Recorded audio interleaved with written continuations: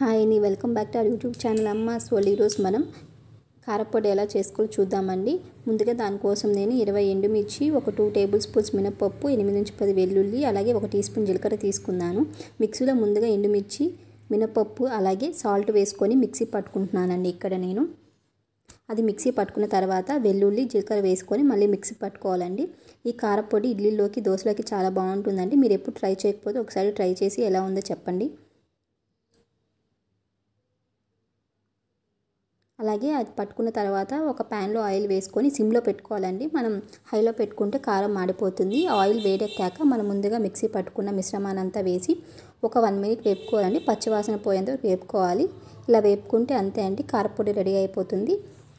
ఈ వీడియో మీకు నచ్చినట్లయితే please like, share, comment and subscribe to our channel.